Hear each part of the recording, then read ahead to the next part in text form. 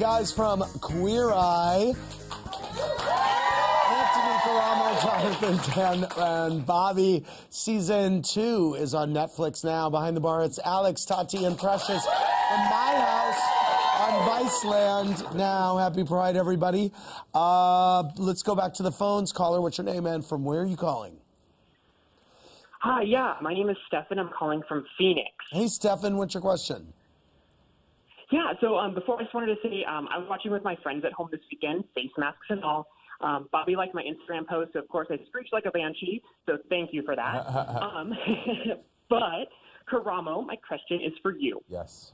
So, now that you're engaged, would you let the Queer Eye cameras follow you and your fiancé for a wedding special?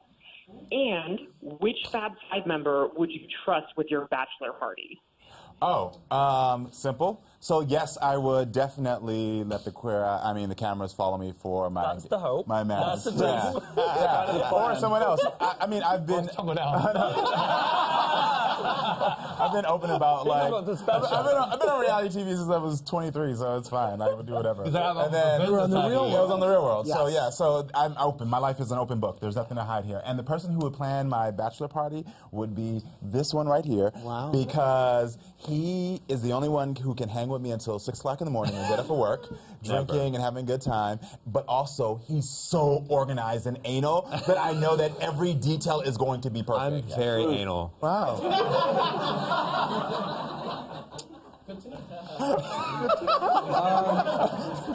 Are you a top or a bottom?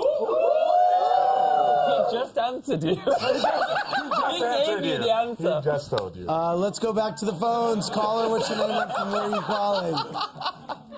Hey, Andy, this is Kathy. I'm from California. How are you? Great, how are you? Good. My question is for the whole cast. Okay. Have any of you talked to Tom and Abby or AJ and Andre since they got married? Yeah, all of them. Tom texts a lot. Best gift we ever gave him was a smartphone. Yeah. But we just saw Dre and AJ at FYSC, this cute little thing we did in LA a few weeks ago. They're married. They're so happy. That's great. And they're so sweet and so happy, and we're all really happy for Abby and Tom too. Although, may I just say, everyone watching, I love that these relationships happen and these marriages are flourishing, but honey, you are enough. You do not need a romantic love to make yourself happy, honey. So, you're enough. We love you. Back to the phones. Caller, what's your name and from where are you calling? Hey, my name is Lindsay from Charleston, and my question's for Tan. Okay. Okay, so since you've become best friends with Pete Davidson, what was your reaction when he proposed to Ariana Grande, and have you helped him pick out clothes to wear for her? Somebody was tabloid. I'm very, very happy for them. I couldn't be more happy. I think if anybody finds love, that's amazing. I will always support that. And I just went shopping with him a couple of days ago, so yes. Wow. So they got engaged after a month? Let me say this. Actually, let me say this. I told my husband 5 days into it that I would marry him. He said the same, and we're together 10 years later. So who knows? But also, too, it's like if Pete and Ariana want to say the exact same day, or the day that they started dating and to the day that's their business. Yeah. So no, but it's mine. I know. Unfortunately, it's not, right? I felt like it was too. So we all know them and they're sweet. And I texted him immediately and was like, "Hey, did you get engaged? Oh my gosh, congratulations! I want to send a gift." But I was really being nosy and he didn't text me back. So I really have no details. So yeah, I felt like it was my information too, and I don't have it. Sometimes you just know. Yeah. How long have you been with your fella? 7 years. Oh, wow. And how is, but this has to be kind of a challenge for the relationship. I mean, you're now famous and you're doing underwear ads. I mean, that has to be a lot for your boyfriend. I mean, he's an introvert, so he loves pop culture and all of that, but he doesn't feel like he needs to be part of it, which is kind of really nice. So there's nothing competitive. There's no competitive nature there. Right. And he's also super supportive. Really hot, so he's good. Right. Back to the phones. Yeah, that fixes everything. It does. He's really hot. He's confident. Last call of the night. Caller, what's your name and from where are you calling? Hi, Andy. This is Kendall from Chattanooga, Tennessee. I love you so much and everything that is Bravo. Thank you so much, Kendall. What's your question for the Fab Five? I have a question for Bobby. Do you regret at all not going into Tammy's church in the premiere episode, and how did you approach transforming that community center? That one's deep. No, I don't regret not going in there. I think everybody needs to know where to draw the line for their own mental health, and going into that church would have made a whole different episode. I probably wouldn't have been a part of the rest of it.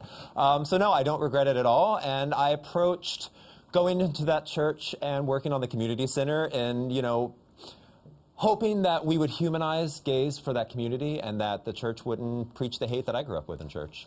Wow, that's nice. That's good. What is your guys' relationship with the original Fab Five? I was out with Tom, and Karamo and I were out with Tom and Carson last night. Oh, nice. Yeah. I was Ted Allen's assistant for 2 years, actually. Amazing. I talk to Kyan quite a bit. Whenever I'm like, did something like this ever happen? And like, what would you do? And like, he gets like a month or like every other month, like extremely nervous phone calls from me. And they really weirdly look alike too. If you like superimpose their they're like part of the same. They're same species. And Jay is always out in LA, and And Carson and I keep in touch as well. We're meant to be meeting up at some point this weekend. But why is it when you talk about me and Kyan looking alike? I know, but then like when you say it funny, like you guys are the same species, you get this like extra smile that's like I made it funny. You're like you're the same species. Because I did. So, what advice did they give you guys about becoming famous super quick? Because that was a challenge. Just focus on the work. Like, just focus on the work, like right in front of you. Like, don't focus on like that was Carson's biggest advice, which I think was really smart. Like, don't read the silly stuff. Like, just like really focus on like the job at hand.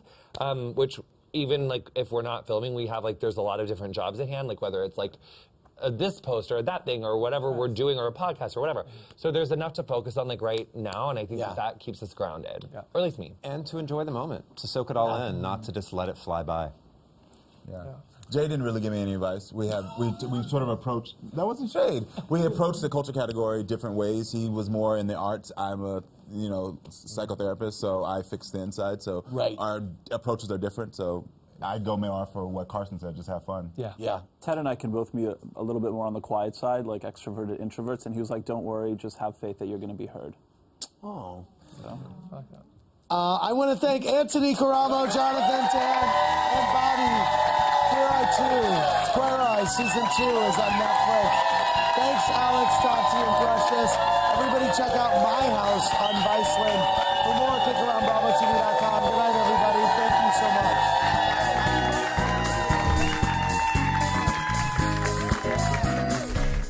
Thanks for watching. Watch more clips here and subscribe to our channel here. See ya.